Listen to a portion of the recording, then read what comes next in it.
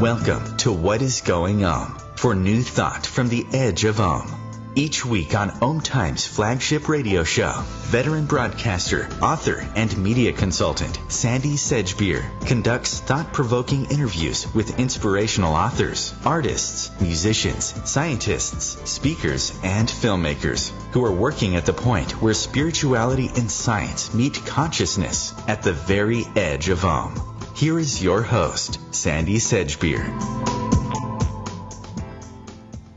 Hello. As a child, whenever I thought about middle age, or midlife as some term it, I regarded it as a scary demarcation point between youth and expansion and the slide towards old age and contraction. Growing up, I'm sure many of us thought this way and expected to work till we were about 65 and then retire to wait for who knew what happened next. But between now and then, things changed. Today, many people are pushing back retirement and happily enjoying their second and third acts, some even embarking on new careers in their 80s and beyond. Far from being regarded as a crisis, midlife, for some people, is opening up a doorway to new adventures and opportunities. Tonight's guest, Virgina Bell, has been a full-time astrologer since the 1990s, and she currently writes a horoscope column and celebrity profiles for the CBS magazine Watch. She's a regular contributor to the Huffington Post and has written astrology columns for magazines including TV Guide and Us Weekly. She's also the author of a new book called Midlife is Not a Crisis, which combines astrology, inspiration and wisdom about aging to empower people to live more fully in the second half of life. Virgina Bell joins me now to discuss how the generational life cycles we all share at certain ages, from the Saturn Return at 29 and midlife, which peaks at 42, all the way to the Uranus return at 84, offer a roadmap to life's most challenging and its most rewarding passages. Virgina Bell, welcome. Oh, thank you, Sandy. It's great to be here. Virginia, you say that we're aging differently from the way we did in the past. We're not only living longer, we're also staying healthy and vital for longer. And actually, this gives us access to realms that previous generations, never had access to. Tell us a little bit about that. Oh, absolutely. I think we get a bonus decade now because people are aging differently. There is like this time expansion between middle age and old age. And mainly, I think the baby boomers who grew up with health foods and homeopathy and natural healing, people are living longer, they're living healthier, and I think because of the internet, there's so much information and research and new role models of, aging differently. Well, your book, I found it absolutely fascinating. I think, by and large, people tend to muddle through life. They have their hopes and their ambitions and things happen and you respond to them in the moment. And in that way, we mark out the path of our life, although we're not always realizing exactly what we're doing by the choices we make and the decisions we take. But looking through your book, I could track every time you talked about, one of these generational life changes and the planets that rule it. I could track my life dead on. At 27, this happened. At 30, this happened. At 42, that happened. And it was as if, oh, my goodness, if I'd only known at that time, that these things were likely to be coming up and how I could respond to them differently than maybe I did, things might have turned out differently. Oh, I understand totally what you mean. I wish I knew myself because it gives us a perspective and a longer view of things, a wider lens. Yeah. And all of the cycles are important, and each cycle is really a turning point. It's like a doorway. And maybe the doorway was always there, but we didn't have the key. And when we arrive at these generational cycles, something shifts. It's like a door opens, a window opens where there was a wall, and we make new choices. We arrive at a crossroads, an initiation, and things happen. It's as if these points in our life are like power places, like Sedona or Glastonbury, where there seems to be a higher level of energy. And these ages are like power years, I think. And they really, are the beginning of a major passage. I think many people too, they dread certain of these passages, but now that we're living longer and, living more healthily, we have the wherewithal to be able to grab some of the opportunities that open up at certain stages and use them to become more fully who we want to be, who we are meant to be.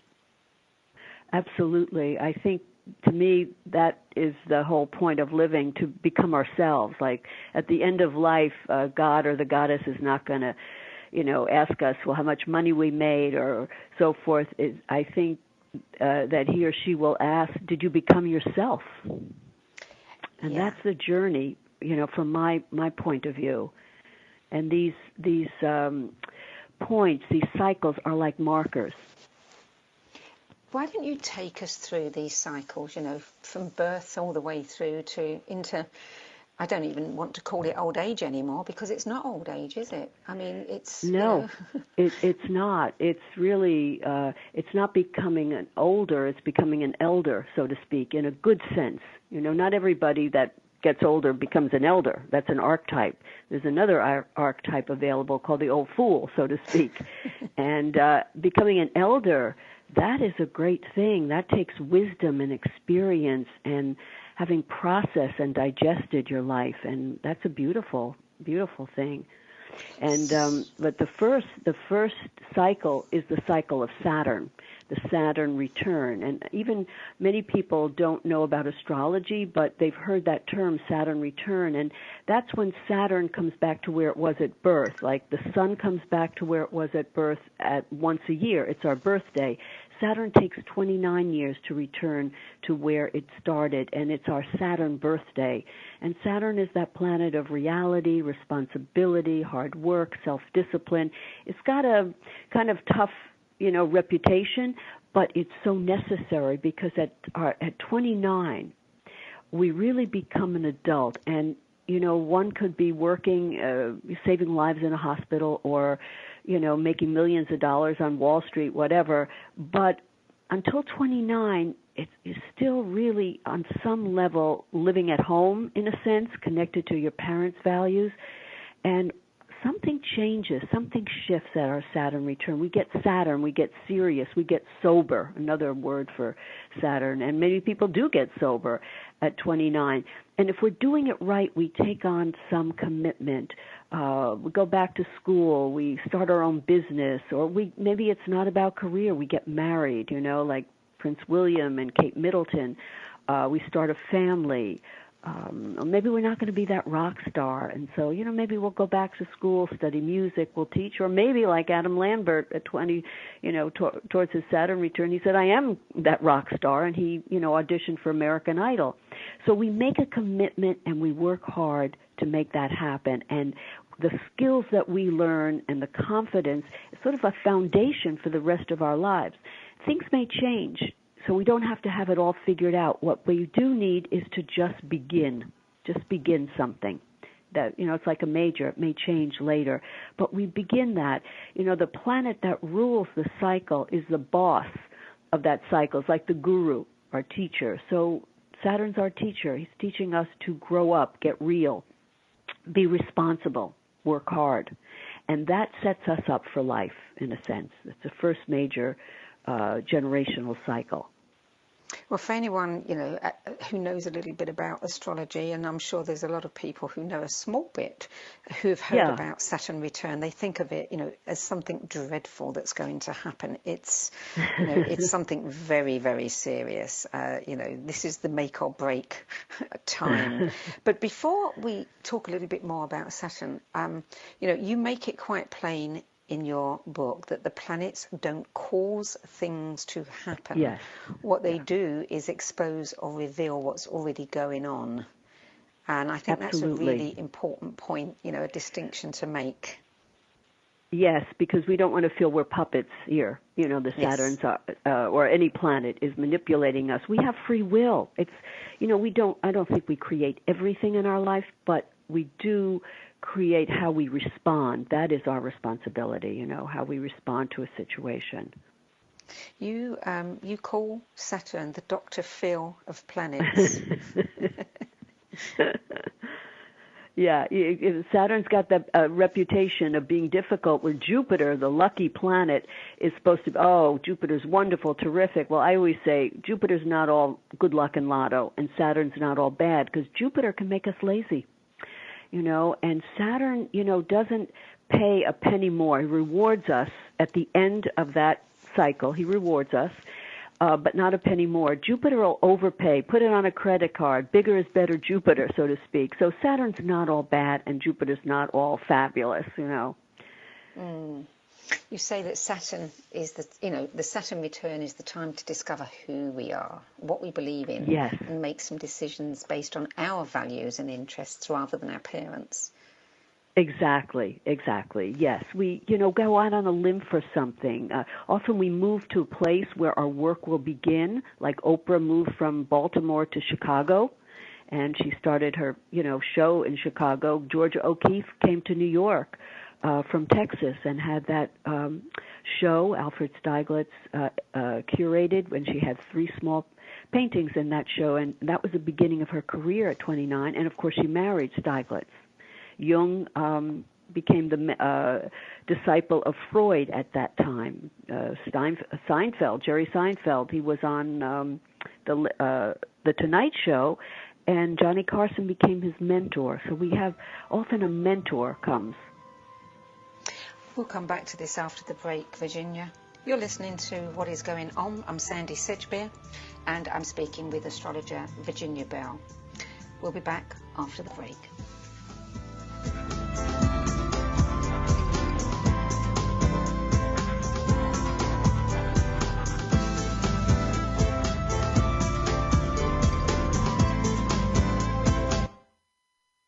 The future of Internet radio is here.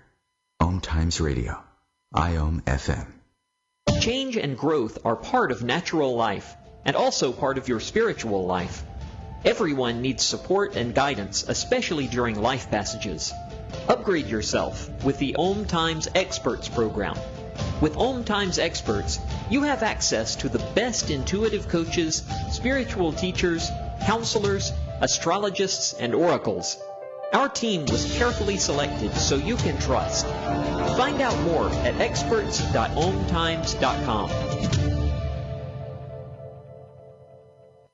My name is Meera Batra, and this is How I Live United. Many families have come to America for a better life. I advocate for these families with United Way. United Way empowers them to see opportunities available. We help them get involved with their kids' schools and network within the community. My name is Meera Batra. I help families see opportunity and succeed. I don't just wear the shirt, I live it. Give, advocate, volunteer. Live United. Go to liveunited.org. Brought to you by United Way and the Ad Council.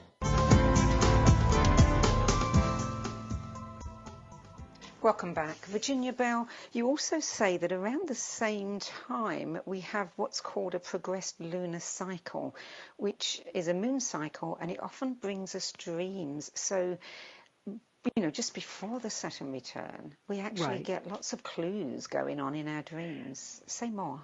Yeah, absolutely.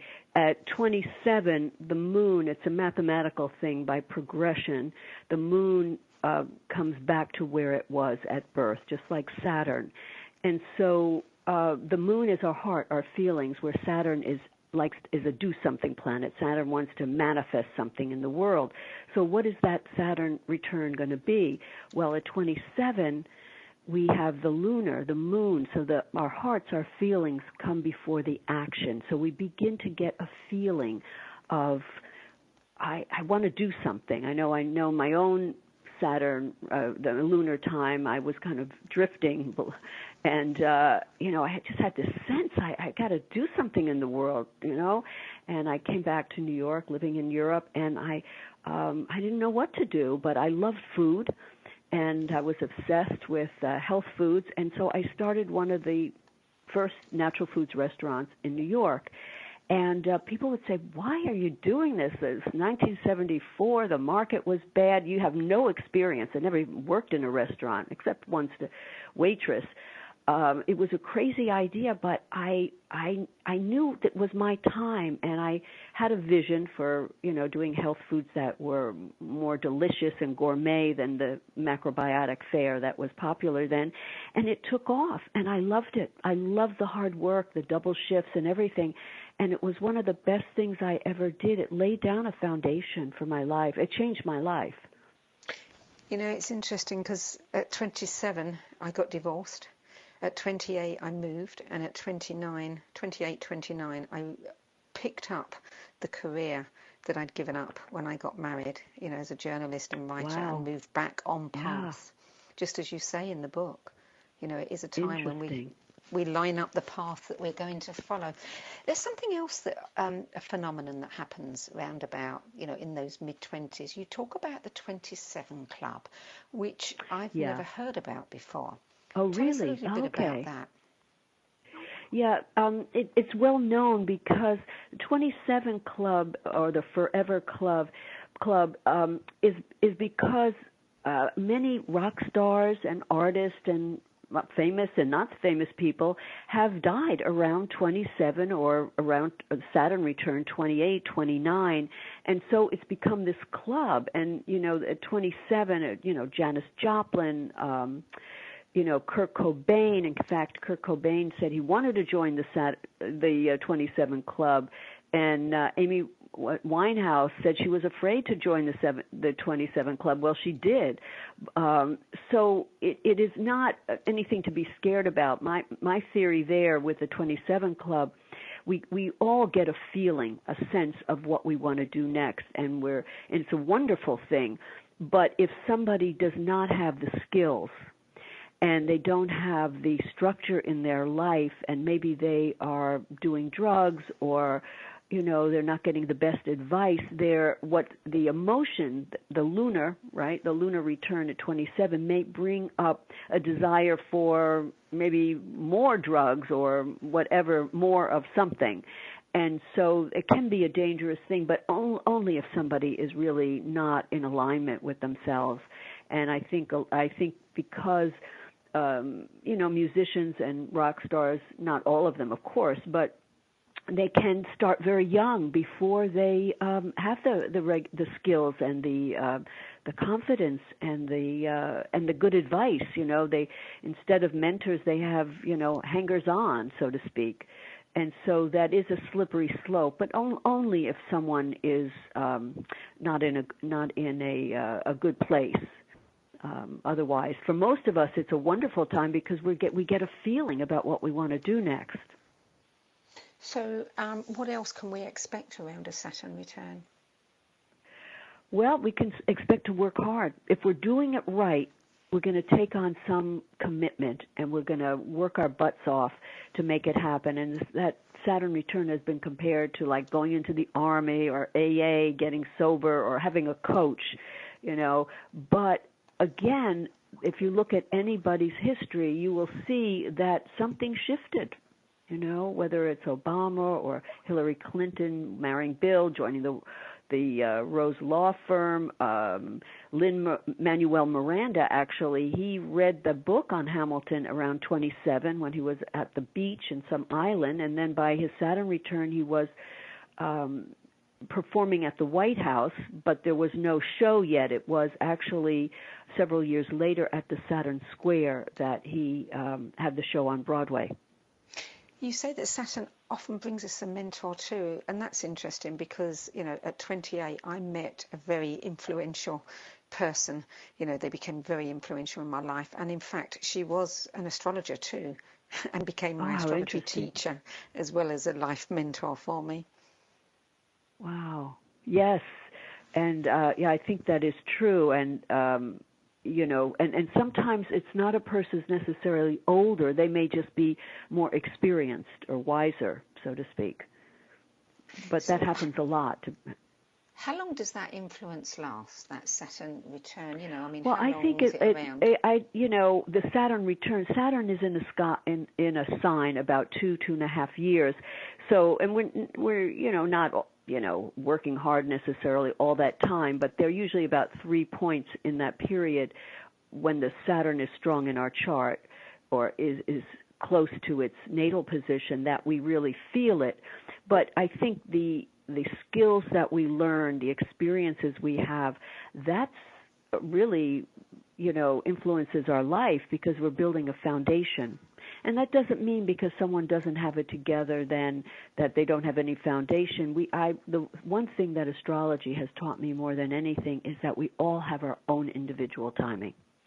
And some of us are late bloomers. I know I'm a late bloomer and a slow learner, So because you don't have it together at the Saturn return, that, it takes as long as it takes, as they say in AA. But the Saturn return is you're putting the foundation under the house, so to speak. And where we have Saturn in our chart is where we have a buried treasure. Yes, absolutely. And it's also where we are, let's say, cautious, a little frightened, a little sensitive. It doesn't, but Saturn gets better with age. That's the thing about Saturn. You work with Saturn, and Saturn will work with you.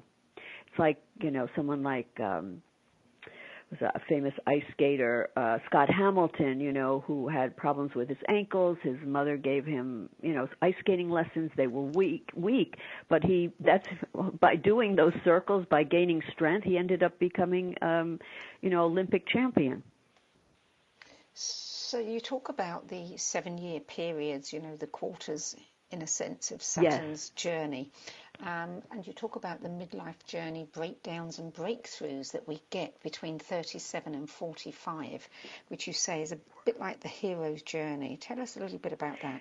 It is the hero's journey because, in a sense, we're leaving the known for the unknown.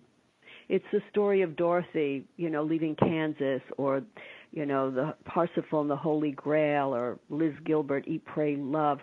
The midlife, if we're doing our Saturn right, we have some structure, we have some skills. And, we may be feeling pretty good in our 30s. We, have got a job, or we started a family, and maybe there's some success, we've got some recognition. Then comes the midlife. And it's like, is this it? It may come from the inside. Is this all there is? I've been working all this time. What else is there for me?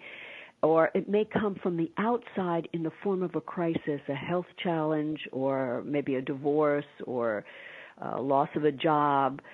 It's a crisis that leads to a transformation. Something gets our attention. And what happens at midlife is that whatever we've put on the back burner, so to speak, maybe we've postponed having kids, or, we've been working hard and we haven't taken any vacations, that begins to call us sometimes quite loudly. And we need to look at that. And in the midlife is complex because it's spread over almost a decade, and it involves 4 planets, not one. Not that Saturn's easy, but in midlife there are three sections. And so the first one is ruled by Pluto, god of the underworld and the planet of birth, death, and transformation. And at that point in our late 30s, whatever we haven't dealt with, the wounds, the childhood wounds, the issues that we haven't looked at, again, Pluto doesn't put it there, but it brings it to the surface for the purpose of healing. We can't change something unless we're aware of it, and Pluto makes us aware. And if we're doing that section right, we begin to face something in ourselves, and we do the deep work, the inner work, the transformation work. Maybe we go into therapy, or we, face these issues in a way that allows us to heal. And that's the Pluto section. It's not everybody will experience a major crisis. It depends on the quality of our life. I mean, if we're pretty happy with our life, we're not going to have some disaster happen. But if we're living out of integrity, if we're working a job we hate, or we're in a marriage that's unhappy, there's going to be a crisis. That definitely can happen. But the good news is, we have an opportunity to work on it, because the second part of, the midlife is the planet Uranus. And Uranus, discovered in 1781, around the time of the American and French Revolution, is the planet of freedom, individuation, and challenging the status quo. So at our Uranus period, there's this restlessness, like we're living in Starbucks, mainlining, espressos. It's like whatever's calling us, we have to take a look at. And if we've done the Pluto work, we're not going to make crazy mistakes, not like Thelma and Louise driving off a cliff. It's going to come from a deeper place. What's interesting there is, I say that I've had 2 dark nights of the soul in my life, and one was at 27 when I got divorced, so just before my Saturn return, and one was at 41, which was almost, the halfway point again, the midlife point, where, and both of them, looking back, felt like a course correction. That's the exact word. Many astrologers use that, course correction, a recalibration. We're off. We're it's like we're offline, and we have to correct. Yes. Yes. And sometimes that's not easy. No, it's not. It's not. But life has a way, doesn't it, of showing you, when you're off course, and if you're strong enough, how to get back on course. And each time I did course correct, because I went back to the same things, that ultimately have been part of my life's journey, that, that I needed, that I wanted. So really fascinating. And the other planets that are coming, is that, you talk about Uranus, which is, the planet of sudden and unexpected change. Does that happen unexpectedly for lots of people? Well, often... We'll go into break. We'll come back to that point after. You're listening to What Is Going On. I'm Sandy Sedgbeer, and I'm speaking with astrologer Virginia Bell, whose book, Midlife is Not a Crisis, reveals how we can use astrology to help us make the most of our journey through life, and particularly to thriving in the second half of life. We'll be back after the break.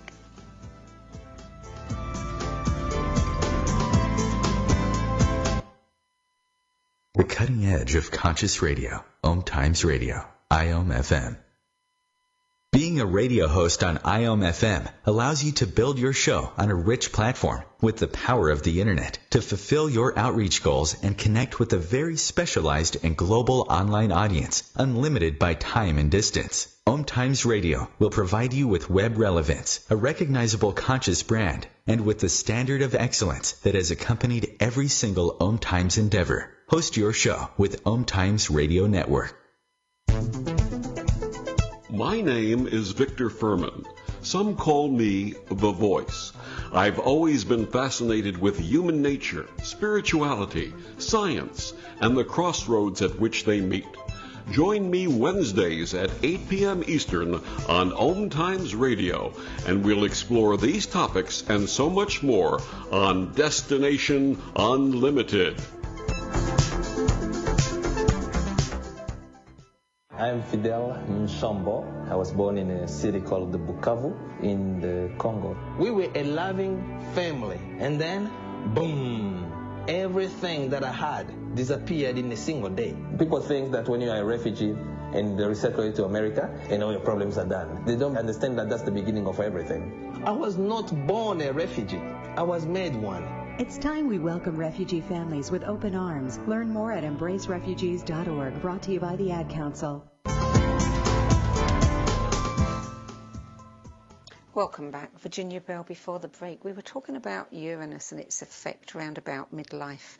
And I was asking whether some of the things that occur, the breakdowns and the breakthroughs, are they unexpected and sudden, as is Uranus's way? Yes, because Uranus is called the Great Awakener. It's electric. It's like lightning, And as Marianne Williamson once said in a workshop, I heard her say, nervous breakdowns are highly underrated, So it can be sudden. Again, it depends if we're living in alignment with our life or if we're, not being true to ourselves. But Uranus, which peaks, around between 40, 43. It depends because the planets are always moving at a different speed. And when Uranus takes 84 years to go all the way around, and we'd have our Uranus birthday at 84, like Gloria Steinem is having now. And so at the halfway point, when Uranus is exactly opposite itself, an old life is over and a new one is about to begin. Now, again, it's not all that dramatic for everyone, but usually something that we've left out of the equation that's been on the back burner, like getting pregnant. Many women have a first child around 40, and or like Ted Turner, who was working very hard, and then he left for a year to sail around the world on his sailboat called Freedom. Well, you couldn't make that up, So usually there can be a break, like, Carl Jung, who was, carrying on the psychoanalytical tradition for Freud. He broke away from Freud. I mean, he said he didn't believe in all of his theories, and Jung was Aquarius rising. He was a rebel himself, and he said he went into a depression during those for a couple years afterwards, and he was sort of persona non grata in Switzerland and in that circle. And but afterwards he did some deep work on himself, and afterwards he said, that period was the prima materia of my life's work. Everything of any importance came after that period. The theory of individuation and, the archetypes, all of that. So it is a breakdown sometimes that can lead to a breakthrough. But again, not everybody is, may need to have a full breakdown, but it does bring things to the surface, the midlife. Absolutely, yeah. You say that since how we navigate this period will determine the second half of life, the stakes at midlife are really high.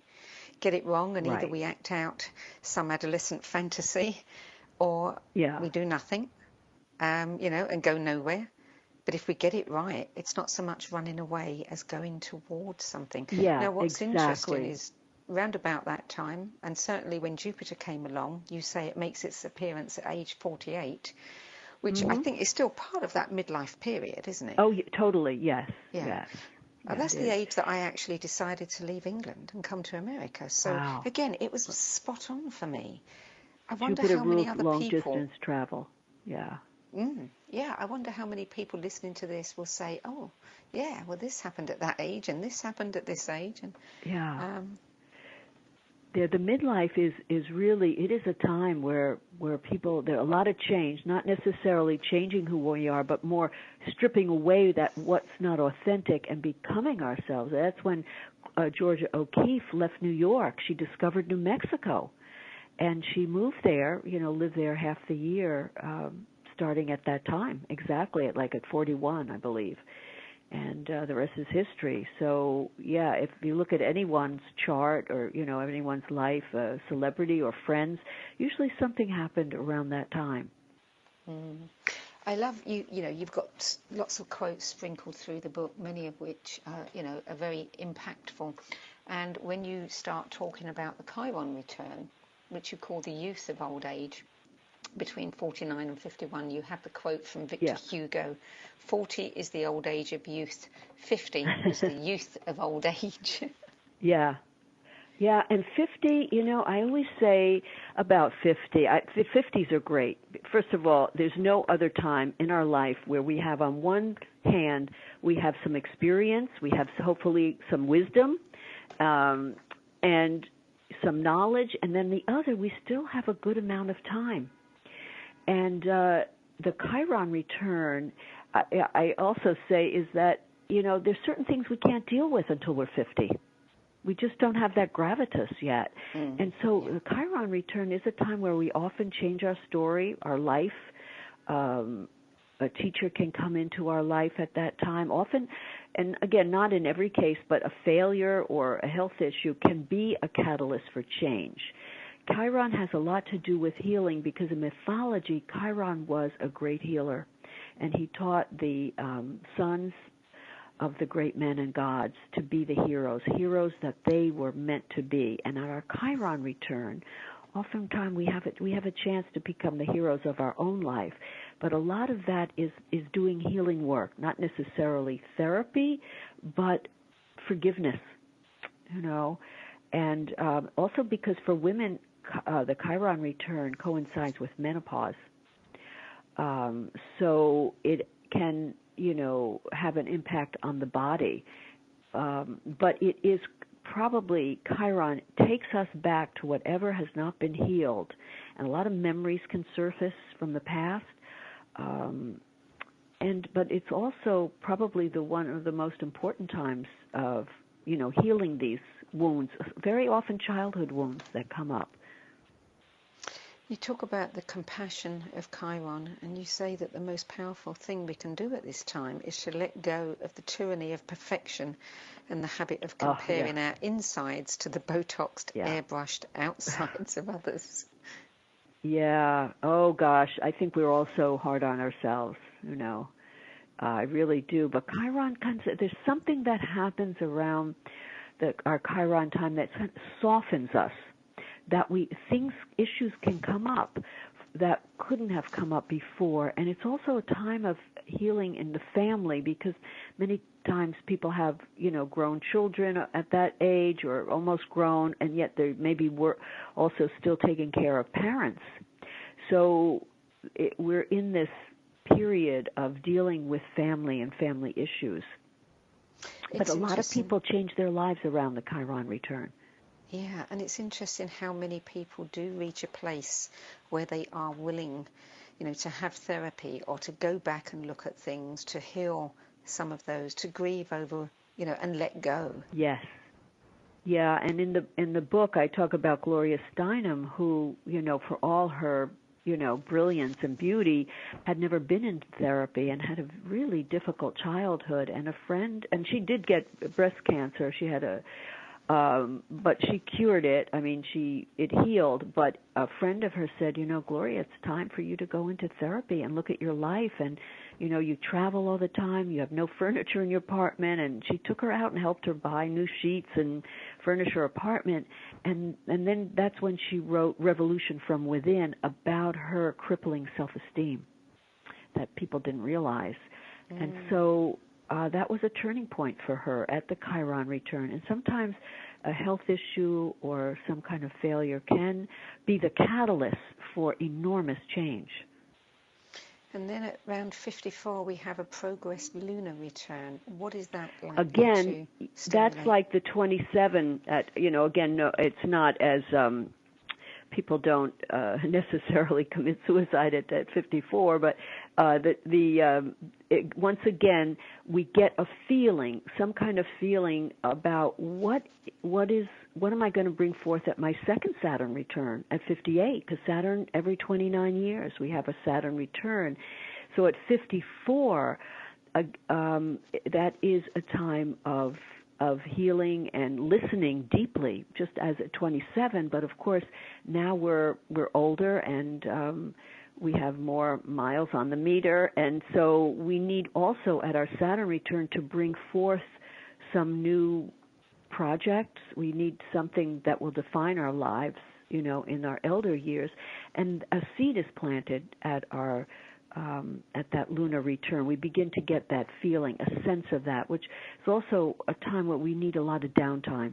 In general, the Chiron return, we need downtime because there's a lot of integrating there and healing. And then as we reach 58-60, we have our second Saturn return. Now, am I right in thinking that if there are things we haven't dealt with at the first one, we're going to get a second chance? Oh, absolutely. Yes, for sure. And the second Saturn return, I found, is not as, well, I mean, it can be dramatic in different ways, but I think we're older. We simply know more. It's not, we have hopefully some wisdom, and some knowledge. And they differ because the first Saturn return, we're becoming an adult, from youth to an adult, and the second Saturn return, we become an elder. The first Saturn return, we're young, we're maybe ambitious, it's what we want to get. The second Saturn return is more about what we want to give. What kind of legacy do we want to leave?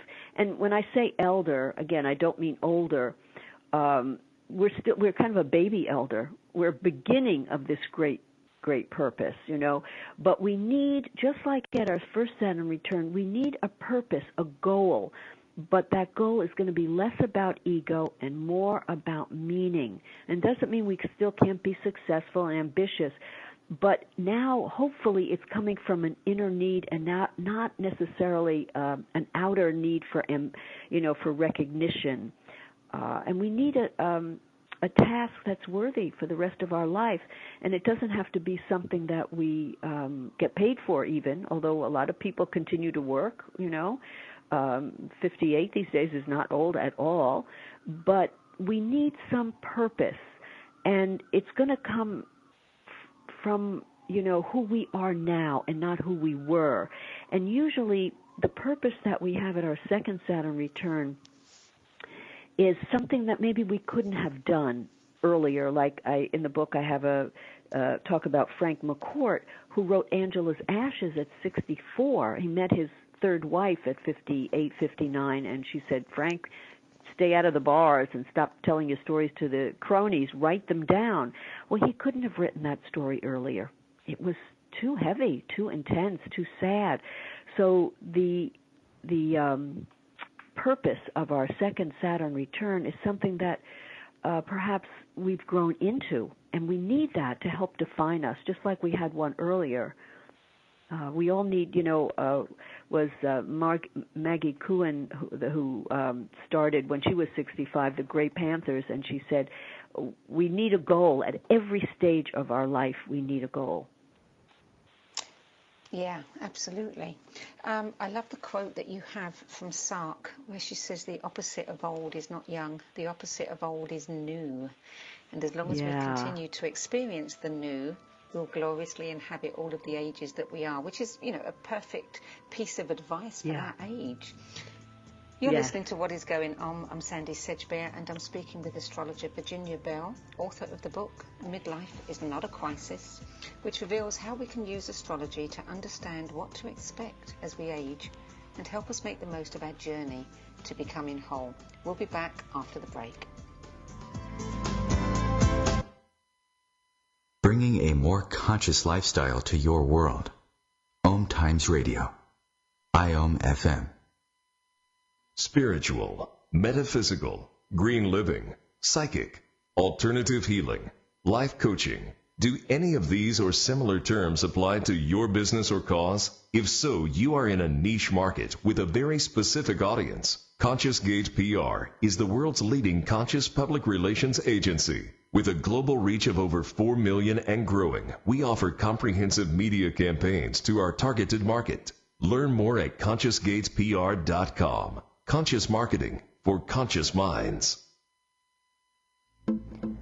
Hi everyone, this is Shay Parker, the host of Best of the Best, which airs live right here on IOM Radio every Tuesday night at 8 p.m. Eastern and 5 p.m. Pacific.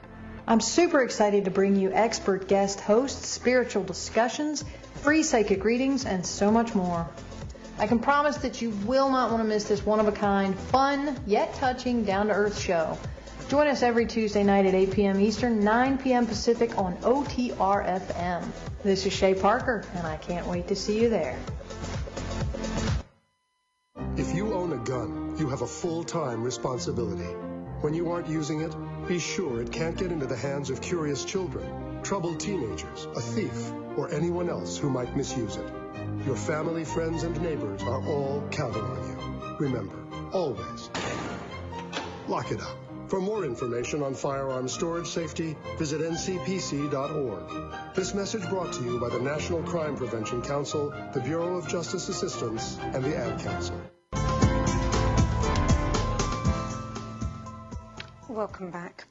Virginia Bell, you write about James Hollis, who wrote in his book Finding Meaning in the Second Half of Life, that there are two major tasks that we have in the second half of our lives. What are they?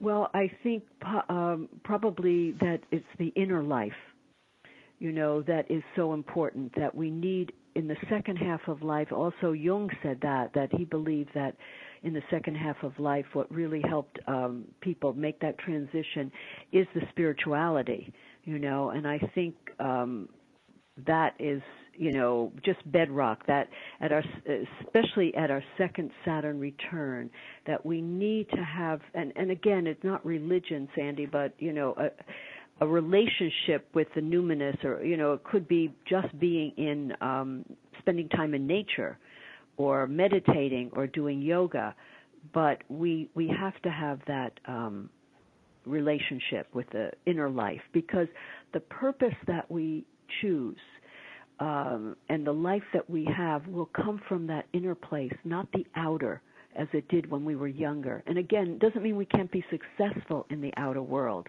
Absolutely. But the motivation must be from the inner.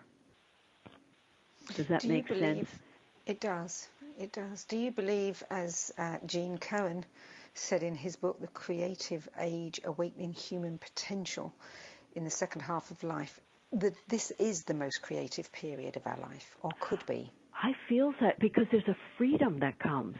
And I know for me personally,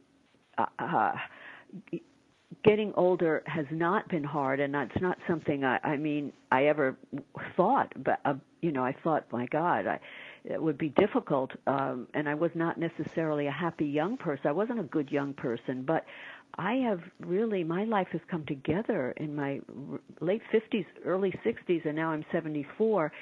And it's not something I would have believed, but I think if you do the inner work, take responsibility, you keep growing, you stay curious, that trend is not going to end. It's going to continue. What do you think are the most important questions we could be asking ourselves at that period of our lives, knowing that there's chances are there's a lot more to come? Oh, yeah. Yeah, I think, I go back, that wonderful Mary Oliver, the last line in her poem, The Summer Day, tell me, who do you plan to be in your one wild and precious life? And I think we need to ask ourselves, who do we want to be in our elder years? What do we want to do? What brings us alive? David White says, anything or anyone that does not bring you alive is too small for you. So I think, to me, that's important. As we get older, hopefully some of the meaningless things fall away. And I know personally, I don't want to do everything, be everything, go everywhere. I just want to do a few things. I want to do what I want to do and what makes me happy. And I think getting older, it kind of become aware of that in a good way, that we don't have all the time in the world, and that's not a bad thing. So, what do we want to do with this time? Who do we want to be? How can we be happy? And I don't mean happy, I mean, how can we feel content and good about ourselves? What brings us alive? That's the questions I keep asking myself and trying to move in that direction. And you say that... It doesn't mean we don't have things that we do that we don't care, we don't not necessarily love everything in our life, but overall, keep moving in the direction of our dreams. You say that around 62, 63, we have a second wind, a closing Uranus square. How does that support us? Well, because, as I said earlier, the planet Uranus at 84 comes back to where it was at birth. And at 84, we have the Uranus return would be fully individualized, as Carl Jung might say. At our, and of course at midlife, we have the opposition. At early 60s, Uranus makes a square to itself. And if there's something that we haven't done, something we want to do, be, or have, it's a time to go out on the limb for that. Because the decisions we make in our early 60s at our Uranus square will really impact the kind of older person we become at 84. And I mean, who doesn't want to be a juicy, alive, happy person in our 80s? So if there's something that we've left out of the equation, Uranus asks us to, it's a wake-up call, and it's a great time to take some risks in our early 60s. And I call that in the book The Showgirl Must Go On, because Bette Midler was on Oprah some years ago when she was 62, and she launched this 2 years, 5 nights a week in Las Vegas doing this show called The Showgirl Must Go On. Well, we're not all going to get up and dance and sing like Bette, but we can move out a little further, take some chances, go out on the limb for something. Have you met many people in their late 80s, approaching 90, who've had a third Saturn return and really done something remarkable with it? I'm trying to think. I haven't, not that many people in their late 80s, early 90s. I do know a few women in their mid-80s who just are working and thriving, and they're doing stuff they love. That's the key. Oh, I'll tell you one woman, late 80s, is Betty Halbrake, who is the personal shopper at Bergdorf Goodman's. She is a character, and she's written a couple books, and she is famous. And she has done that job for 50-odd years, I think. And she said something in her book like, if you're still working in 85 or 90, you're interesting. But there's an example. And Iris Appel, who is she's in her early 90s, and she is like the brand ambassador for a number of products. And she's also a character, dresses in wild clothes. And then, again, one could say these people are wealthy or, they have access to things. But I think it's attitude. I really do. Attitude is the engine that drives everything for me, Yeah. And let's face it, the baby boomers who are getting up there now are the ones that had the attitude. The baby boomers are the ones that just really took on all the institutions and changed them. And, for the first time, teenagers, had an identity of their own. And these are the same people now that are looking at old age and saying, we're going to change the face of that too. And we have more role models because of the internet. There are wonderful stories about, people doing great things in their 80s and yoga and meditation and great role models. And I think we have to remember those and make a vision board and get their pictures up there. What does it mean to you to be an elder? To me, to be an elder, I associate it with wisdom and wholeness, not perfection, but being whole and embracing who you are. Carl Jung said, I would rather be whole than good, meaning I'd rather be whole with all my messy pieces than pristine and, perhaps quite stiff. I think to be a great elder, it takes compassion and, forgiveness and doing the inner work. It's not so much an outer thing, but it's an inner place to me. And looking at great elders, whether Gloria Steinem or Jimmy Carter or, people like that are very inspiring. We've making a contribution. We've got out of the habit, in our society of revering our elders in the same way that, indigenous peoples always did. Do you think that we will come back to that? I do, because I think aging is changing. The whole paradigm of aging is changing when we see now older actors in movies and on TV, and all, wonderful stories about older people. Oliver Sacks, who, fell in love at 70 for the first time and had such an amazing life and wrote about his life. And and it's all available now. Those people were there, like, May Sarton, the poet who wrote, at 70, at 80, these journals, but not everybody knew about them. Now, because of the internet, it's changing. And there's so many articles about how our attitude affects our health and that scientifically, and how meditation helps our health and our mind. So there's more available, and it opens up a whole other, paradigm here. What advice would you give to somebody who is approaching, let's say, midlife or even beyond midlife, second Saturn return, as they stand on the threshold of that? Is there a piece of wisdom that you can offer? Well, I guess, do the healing work, do the forgiving work, because that's more toxic to me than butter and bacon, and find something you love to do, make a contribution, love yourself, radical self-love, self-acceptance, self-forgiveness. That, to me, healing on the inner affects everything we do in the world. And being open to change. The best things I ever heard about aging is a spiritual teacher said, you people want to know why we age. You age because you cannot change. So being open, being curious. Michelangelo at 82 supposedly said, I'm still learning. Yeah, Jean Houston said that the years beyond 60, the years of our second maturity, may be evolution's greatest gift to humanity. What do you think she means by that? Well, because there's a freedom there that comes in that second half of life.